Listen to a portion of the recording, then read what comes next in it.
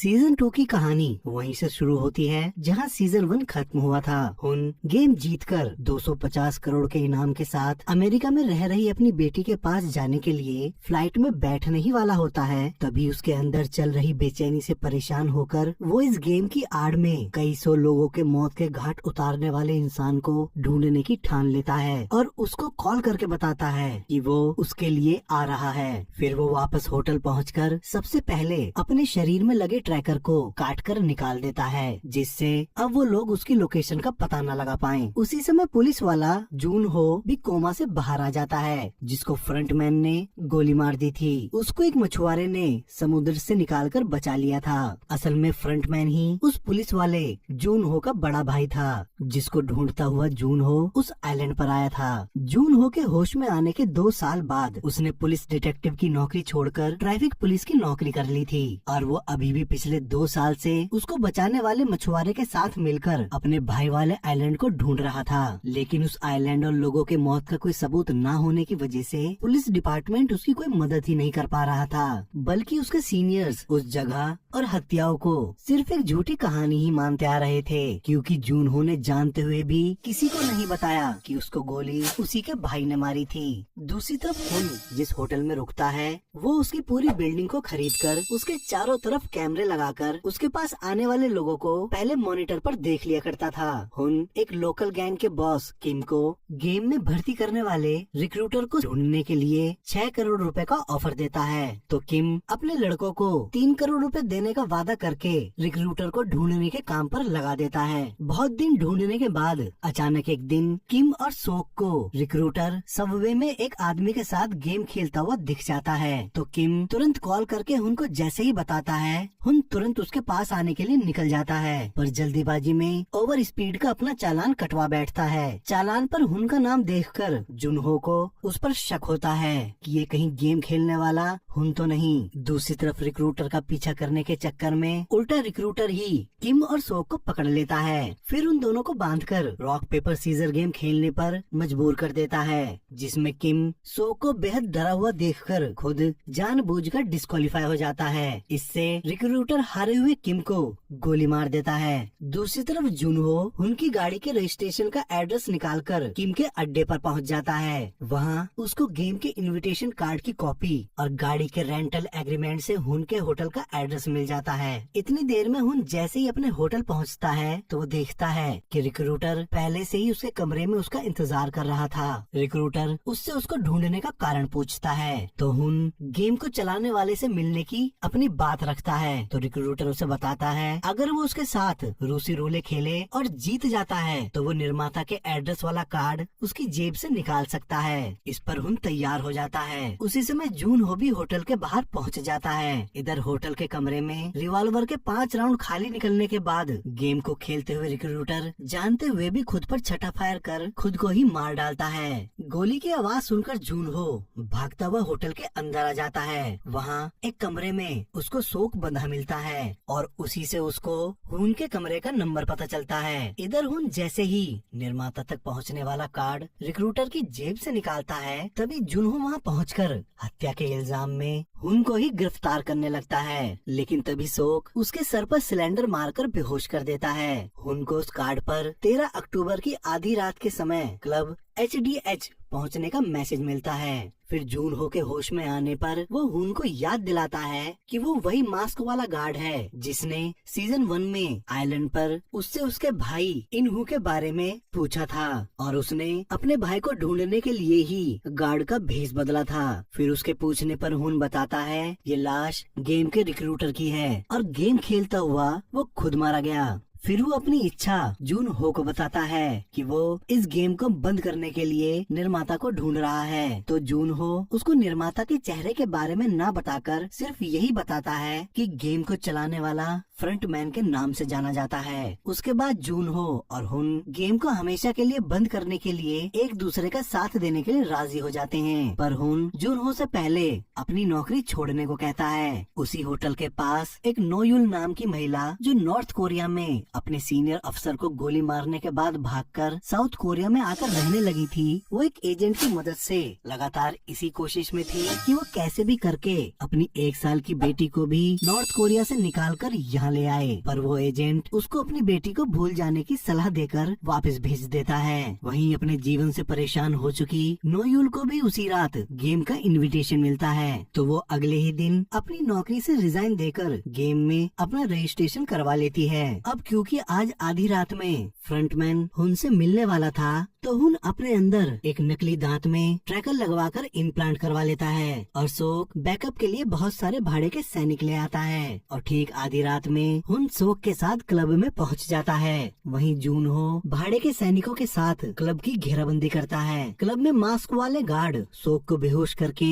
हुन को क्लब के पीछे खड़ी लिमोजिन में ले जाकर बैठा देते हैं और जूनहो उसे बैठाते हुए देख लेता है। लिमोजिन हुन को लेकर निकल जाती है, तो जूनहो और भाड़े के सैनिक भी उसका पीछा करने लगते हैं। गाड़ी में एक स्पीकर की मदद से हुन फ्रंटमैन से बात करता है और गेम को हमेशा के लिए बंद कर देने के लिए कहता है। इस पर फ्रंटमैन ऐसा करने से साफ मना करता हुआ बताता है कि वो किसी को भी इस गेम को खेलने के लिए मजबूर नहीं कर रहा। उसकी बात सुनकर हुन गेम को फिर से खेलने की अपनी इच्छा बताता है। उसी समय मास्क वाला गार्ड भाड़े के सैनिकों और जूनहो दोनों की गाड़ियों में टायर पर गोली मारकर उड़ा देता है। वहीं फ्रंटमैन हुन को गेम में वापस लेने को तैयार हो जाता है और गाड़ी में गैस फैलाकर हुन को बेहोश करके अपने साथ ले जाता है, क्योंकि फ्रंटमैन गाड़ी में पहले से ही मौजूद था। दूसरी तरफ नोयुल गेम में खिलाड़ी की नहीं बल्कि मास्क गार्ड के रूप में एंट्री करती है। इधर जूनो और सोक भाड़े के सैनिकों को लेकर हुन के दांत में लगे ट्रैकर का पीछा करने लगते हैं और फिर जब हुन की आंखें खुलती हैं, तो वो खुद को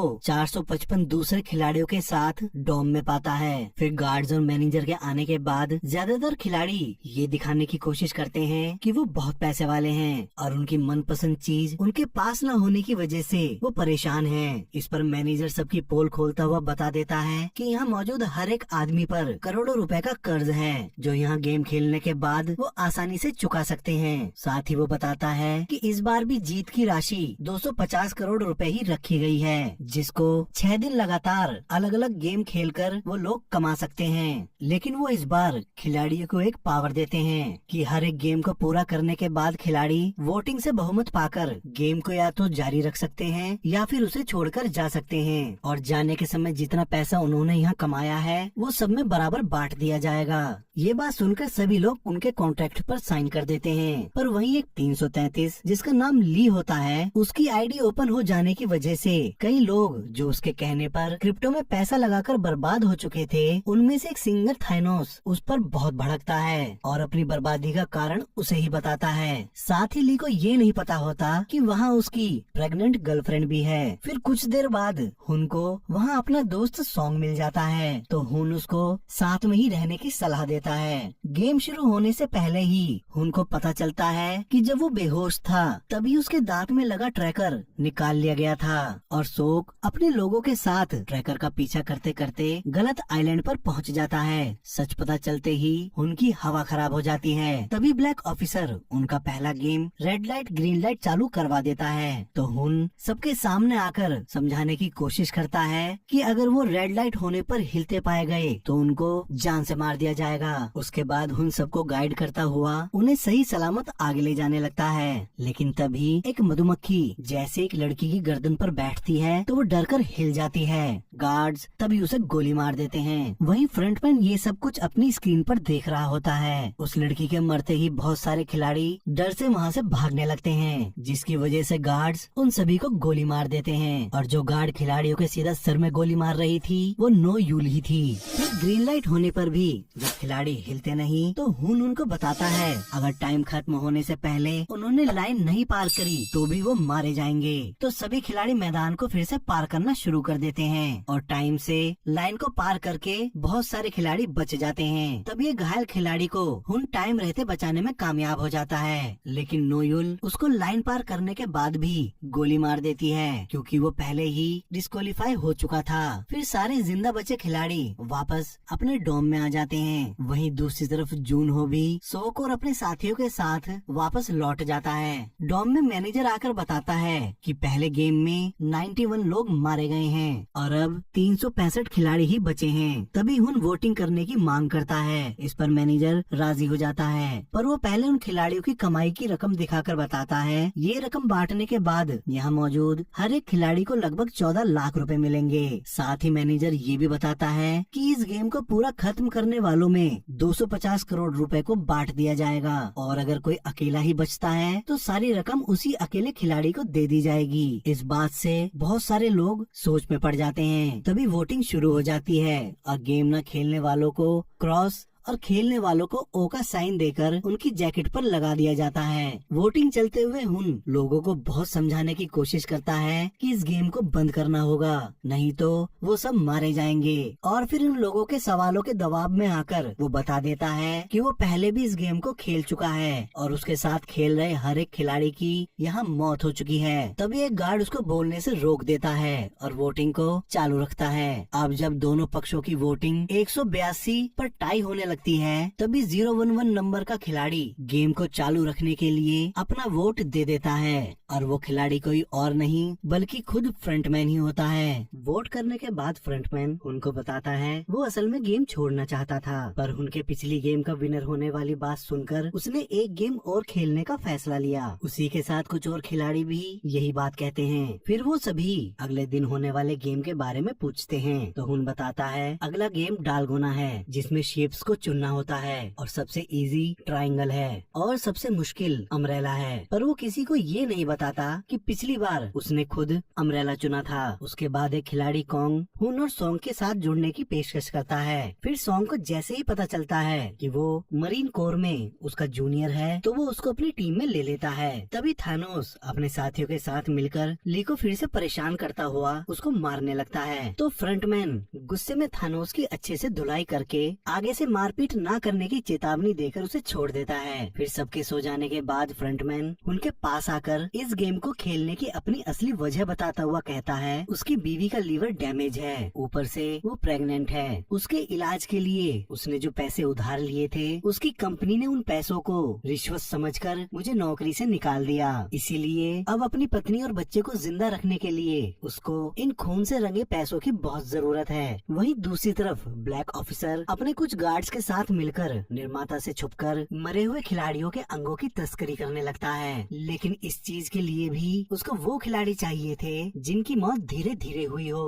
पर नोयुल उनके सिर में सीधा गोली मारकर उन्हें तुरंत मार देती थी। इस पर ब्लैक ऑफिसर उसको वैसा करने से रोकने की कोशिश करता है, पर नोयुल उसकी बात मानने से मना करके वापस अपने रूम में चली जाती है। इधर डॉम में ली की गर्लफ्रेंड जूनी उसके सामने आ जाती है और उसको बताती है उसको अपने बच्चे को पालने के लिए अब किसी की जरूरत नहीं है, क्योंकि ली ने पैसे की कमी के कारण उसको अबॉर्शन करवाने के लिए हॉस्पिटल भेज दिया था। साथ ही उसको ये भी बताती है अगर वो गेम को बंद करने पर वोट करता तो आज वो पैसे के साथ यहाँ से बाहर निकल गई होती। फिर अगले दिन सभी खिलाड़ी जब मन बना लेते हैं कि वो शेप्स गेम डालगोना खेलने वाले हैं, तभी उनको पता चलता है निर्माता ने पूरा गेम ही बदल दिया है और अब उनको 10 मिनट के अंदर एक टीम बनानी थी और हर एक टीम में 5 लोग होना जरूरी होते हैं। तो हुन, सॉन्ग, फ्रंटमैन, कॉन्ग और जूनी भी उन्हीं की टीम में शामिल हो जाती है। ऐसा ही करके बाकी सभी लोग भी अपनी अपनी टीम बना लेते हैं। अब उनको 6 लेग पेंटाथलॉन खेलने के लिए हर 5 मिनट के बाद एक मिनी गेम खेलना होगा जिसको टीम के अलग अलग खिलाड़ी खेलेंगे और जब तक टीम अपना पहला मिनी गेम जीत नहीं जाती तब तक वो आगे नहीं बढ़ सकती। और ये 5 गेम थे। पहला डाकची, जिसमें लिफाफे से दूसरे लिफाफे पर मारकर पलटना होता है। दूसरा गेम फ्लाइंग स्टोन, जिसमें पत्थर को पत्थर से मारकर गिराना होता है। तीसरा गोंगी, जिसको दक्षिण भारत में कल्लू कली और गुट्टे के नाम से जाना जाता है। चौथा स्पिनिंग टॉप और पांचवा जैगी, जो शटलकॉक जैसी चीज को पैरों से लगातार मारकर खेलते रहना होता है। ये कोरिया का पॉपुलर गेम है। फिर 5 मिनट वाला टाइमर लगाकर टीम के 5 लोगों के पैर एक दूसरे के साथ बांधकर उन्हें गेम में उतार दिया जाता है। टीम के मेंबर पहले ही तय कर लेते हैं कि कौन सा खिलाड़ी कौन सा गेम खेलेगा, और जो टीम टाइम से गेम पूरा नहीं कर पाती उस टीम को गार्ड्स गोली मार देते हैं। लेकिन नोयुल फिर से अधमरे लोगों के सिर में गोली मारकर उन्हें मार डालती है। फिर लास्ट में उनकी टीम का नंबर आता है, लेकिन फ्रंटमैन को ही अपना पड़ाव पार करने में सबसे ज्यादा टाइम और परेशानी होती है। लेकिन फिर भी वो 1 सेकंड पहले गेम को पूरा करके बच जाते हैं। उसके बाद बचे हुए सभी खिलाड़ी अपनी डॉम में वापस आ जाते हैं। दूसरी तरफ गार्ड्स नोयुल को उनकी बात ना मानने की वजह से उसका हैरेसमेंट करते हैं और एक आखिरी चेतावनी देकर चले जाते हैं। इधर डॉम में उनकी टीम के लोग एक दूसरे को अपना असली नाम बताते हैं, जिसमें फ्रंटमैन अभी भी अपना झूठा नाम योंगिल बताता है। फिर वहाँ गार्ड्स और मैनेजर के आने के बाद उन्हें पता चलता है 110 खिलाड़ी मारे गए हैं और अब 255 खिलाड़ी ही बचे हैं, और अब हर एक खिलाड़ी के हिस्से में 45 लाख रुपए आते हैं। ये बताने के बाद मैनेजर गेम को आगे चालू रखने या बंद करने के लिए फिर से वोटिंग शुरू करवा देता है। इतने पैसों को अपनी बीवी के इलाज के लिए पर्याप्त बताकर फ्रंटमैन अपना वोट बदलकर गेम को बंद करने पर अपना वोट कर देता है। लेकिन गेम को चालू रखने वालों की वोट लगातार बढ़ने की वजह से खुद फ्रंटमैन सबको समझाता है कि जितने पैसे मिल रहे हैं उसको लेकर निकल जाओ, नहीं तो लालच में सब मारे जाएंगे। लेकिन जिनके ऊपर ज्यादा कर्जा था वो इस बात पर राजी नहीं होते। फिर खेलने वालों की ज्यादा वोटिंग होने की वजह से गेम चालू ही रहता है, लेकिन खुद उनका दोस्त सॉन्ग गेम को चालू रखने पर वोट कर देता है। पर इस बार ली गेम को बंद करने पे वोट करता है। फिर उसके बाद वू की माँ वू को गेम ना छोड़ने पर बताती है कि अगर वो खुद मर गई तो वू को कुछ ज्यादा फर्क नहीं पड़ेगा, लेकिन अगर वो मर गया तो उसकी माँ जीते जी मर जाएगी। इधर सॉन्ग अपने वोट की वजह से सभी से माफी मांगता है और अगले गेम को पार करने की स्ट्रेटेजी पे काम करने को जैसे ही कहता है तभी हुन बोलता है क्या पता अगली गेम में हमें एक दूसरे को ही मारना पड़ जाए। इस बात को सुनकर सॉन्ग की हवा निकल जाती है। वही एक ट्रांसजेंडर ह्यूंजू बताती है अगले गेम में वो क्रॉस का बटन ही दबाएगी, क्योंकि तब तक इतना पैसा आ जाएगा जिससे वो अपने जेंडर की बदलने वाली सर्जरी करवाकर एक घर भी ले पाएगी। दूसरी तरफ थानोस अपने लोगों के साथ मिलकर फिर से ली को परेशान करने लगता है, क्योंकि ली ने गेम को बंद करने पर वोट किया था। लेकिन तभी फ्रंटमैन के वहाँ आने पर थानोस उसे छोड़कर चला जाता है। फिर रात को हुन टीम के सदस्यों को टाइम टू टाइम पहरा देने की सलाह देता है, क्योंकि पिछली बार सभी खिलाड़ी एक दूसरे के खून के प्यासे हो गए थे। अगली सुबह जून हो 2 टीम बनाकर आइलैंड को ढूंढने निकल जाता है, जिससे वो अलग अलग जगह जल्दी से जल्दी पहुंचकर आइलैंड को ढूंढ सकें। वहीं आइलैंड पर तीसरे दिन का गेम खेलने की तैयारी शुरू हो जाती है। तीसरे गेम का नाम मिंगल होता है, जिसमें म्यूजिक रुकने के 30 सेकंड के अंदर बोले गए नंबर के हिसाब से टीम बनाकर वहाँ पर बने कमरों में जाकर दरवाजा बंद करना होता है। गेम शुरू होता है। म्यूजिक और सर्कल के रुकते ही सबसे पहले नंबर 10 बोलते हैं, उसके बाद 4, फिर 3 और फिर 6। लेकिन इसमें भी अगर नंबर से ज्यादा या कम लोग रूम में जाकर लॉक हो जाते हैं तो भी खिलाड़ियों को मार दिया जाता है। इसलिए जब लास्ट में 2 नंबर बोला जाता है तो फ्रंटमैन सॉन्ग के साथ एक रूम में चला जाता है और खुद को बचाने के लिए वो वहाँ पहले से ही रूम में मौजूद एक आदमी की गला घोटकर हत्या कर देता है। फिर गेम खत्म होने के बाद सभी डॉम में वापस आ जाते हैं। तभी उनकी टीम अंदाजा लगाती है कि गेम ना खेलने वालों में से 12 लोग कम हो चुके हैं। तो फ्रंटमैन बोलता है अगर 7 लोग हमारी तरफ आ जाएं तो हम गेम को बंद करवा सकते हैं। तभी मैनेजर गार्ड्स के साथ वहाँ जाता है। दूसरी तरफ जूनहो को एक आइलैंड पर बंकर का दरवाजा दिखाई देता है, तो वो वहाँ पहुँचकर जैसे ही दरवाजा खोलते हैं तभी वहाँ ब्लास्ट हो जाता है, जिसमें एक व्यक्ति की मौत और दूसरा घायल हो जाता है। वहीं इधर डॉम में 100 खिलाड़ी ही बचते हैं। अब हर एक खिलाड़ी के हिस्से में 2 करोड़ रुपए से भी ज्यादा आते हैं। तो इस बार फ्रंटमैन अपना वोट गेम को बंद करने पर करता है। इससे गेम टाई हो जाता है और उन्हें फिर से वोटिंग करने के लिए एक दिन का समय मिल जाता है। लेकिन हुन कल की वोटिंग में गेम को खत्म करने के लिए अपने साथियों के साथ प्लान बनाने लगता है। तभी वो बीच में से उठकर गेम खेलने वाले खिलाड़ियों में से कुछ लोगों को अपनी तरफ आने का न्योता देता है, जिसकी वजह से दोनों गुटों में में तकरार हो जाती है। वहीं बाथरूम में थानोस उनके गुट से अलग हुए लड़के मिन्सू को कल की वोटिंग में गेम को खेलने पर ही वोट करने की धमकी देता है, तो ली उसको ऐसा करने से रोकने की कोशिश करता है। इससे दोनों गुटों में वहाँ लड़ाई हो जाती है और ली के हाथों थानोस मारा जाता है। इस मारपीट में 5 लोग मारे जाते हैं और उनके पैसे गेम की राशि में ऐड हो जाते हैं। दूसरी तरफ आधी रात को बोट पर ड्रोन चलाने वाला देखता है कि बोट का कप्तान मछुआरा उसके ड्रोन में कुछ गड़बड़ी कर रहा है, तो मछुआरा ड्रोन चलाने वाले को ही मारकर समुद्र में फेंक देता है। इधर डॉम में पता चलता है गेम खेलने वाले गुट में से 3 लोग मारे गए हैं और गेम ना खेलने वाले में से 2। इस बात से हुन वाले गुट में खुशी की लहर दौड़ पड़ती है, लेकिन सबके दिमाग में लाइट बंद होते ही मारकाट होने का डर बैठ जाता है। तो हुन अपने गुट को समझाता है कि मारकाट होगी और फिर उस मारकाट को रोकने के लिए गार्ड्स आएंगे। तभी हमें मौका देखकर गार्ड्स की बंदूकें छीननी है और फिर इस गेम को चलाने वाले फ्रंटमैन को ढूंढकर पकड़ना है, जिससे इस गेम को खत्म किया जा सके। तो वो सभी लोग उसकी बात मान जाते हैं। फिर लाइट बंद होते ही सामने वाला गुट हुन वाले गुट पर हमला कर देता है, पर हुन पहले से अपने साथियों के साथ बेड के नीचे छुप जाता है और जैसे ही लोग एक दूसरे को मारने लगते हैं तो गार्ड्स उन्हें रोकने अंदर आ जाते हैं। तभी हुन और फ्रंटमैन उनकी गन छीनकर उन पर ही गोलियां चला देते हैं और सबको मारकर एक गार्ड को अपना बंधक बनाने में कामयाब हो जाते हैं। फिर वो सबसे पहले अंदर के सारे कैमरे डिस्ट्रॉय कर देते हैं। फिर वो मरे हुए गार्ड्स से उनके हथियार लेकर कुछ और लोगों को अपने साथ ले लेते हैं। तभी ट्रांसजेंडर हुयुनजू जो स्पेशल फोर्स में बाहर सार्जेंट थी, वो बंदूक को चलाने का तरीका सबको समझाती है। फिर वो लोग उस गार्ड को लेकर फ्रंटमैन को पकड़ने के लिए निकल जाते हैं, लेकिन गार्ड की पूरी फौज पहले से ही अलर्ट होकर उनका रास्ते में इंतजार कर रही होती है और एक दूसरे के आमने सामने आने की वजह से वो एक दूसरे पर ताबड़तोड़ गोलियां बरसाने लगते हैं। फिर जब हुन के साथियों की गोली खत्म होने लगती है, तभी फ्रंटमैन धोखे से 2 खिलाड़ियों को मारकर हुन को ऐसा दिखाता है कि जैसे वो खुद भी मारा गया।